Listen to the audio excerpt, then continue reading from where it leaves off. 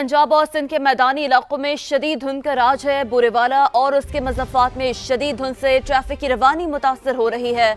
दुनियापुर में शदीद धुंध के बायस दर्जा हरारत 5 डिग्री तक पहुंच गया है। कंडियारों में शदीद धुंध से हद निगाह इंतहाई कम हो गई। सख्त सर्दी में शहरियों को कई घंटे से बिजली मैसर है, ना ही गैस। नौशहर और फिरोज में भी शदीद धुंध का राज बरकरार है। बिजली और गैस मुनक़ता है। नगवाई और सजावल ने धुंध के डेरे डाल रखे हैं। कोट अद्दू में धुंध के बायस कार गन्ने से लोड ट्रैक्टर ट्रॉली से टकरा गई। हादसे में एक शख्स जहां बहक 3 ख़वातीन जख्मी हो गई।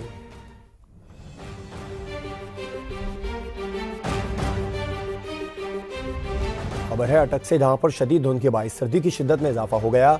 मरकजी शाहराहें धुंध में डूब गईं। ड्राइवर्स को शदीद मुश्किलात का सामना करना पड़ रहा है। मजीद जानेंगे समा के नुमाइंदे सैयद फारूक हसन बुखारी से। जी सैयद फारूक, बताइएगा क्या सूरत हाल है? जी बिल्कुल, ज़िला अटक में आज धुंध का 5वां रोज़ है, जिसकी वजह से सर्दी की शिद्दत में बहुत इजाफा हो चुका है। शहर के अंदर कारोबारी ज़िंदगी मुकम्मल तौर पर मुअत्तल हो चुकी है। तिबी माहिरीन का कहना है कि मौजूदा धुंध और सर्दी इंतहाई ख़तरनाक है। मोटरवे पुलिस ने M1 को इस्लामाबाद से लेकर पेशावर तक जगह जगह से ब्लॉक कर दिया है, ताकि शहरियों की ज़िंदगी को बचाया जा सके।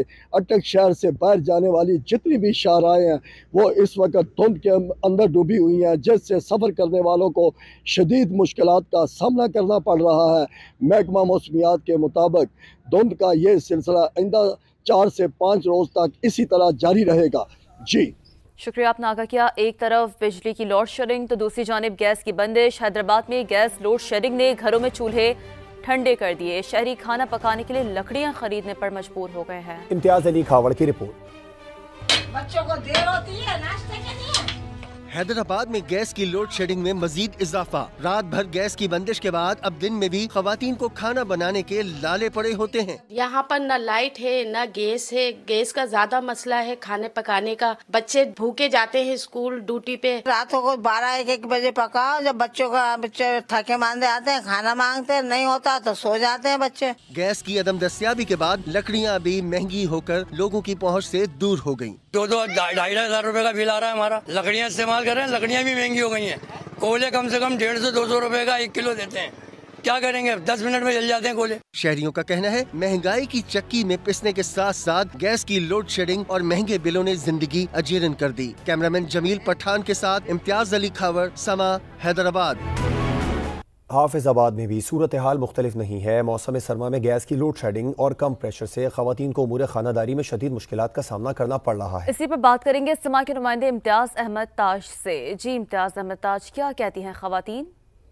जी बिल्कुल, आसमाबाद इन दिनों शदीद सर्दी की लपेट में है और कई दिन हो गए हैं कि सूरज भी नहीं निकला। शदीद सर्दी के मौसम में आसमाबाद में गैस भी जो है वो नायाब हो चुकी है।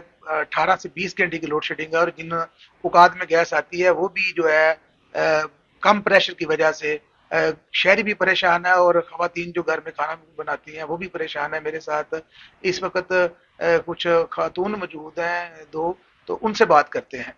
जी बताइएगा, गैस के हवाले से आप क्या कहना चाहेंगी? जी पहले तो किसी वक्त में गैस आ जाया करती थी, मगर जब से सर्दी की शिद्दत में इजाफा हुआ है गैस में भी आहिस्ता आहिस्ता कमी आने लग पड़ी और कभी कभी ऐसा होता है कि मुकम्मल तौर पर गायब होती है और हमें खाना बनाने में बहुत सी मुश्किलात का सामना करना पड़ता है। जी एक और भी खतून है, उनसे भी बात करते हैं।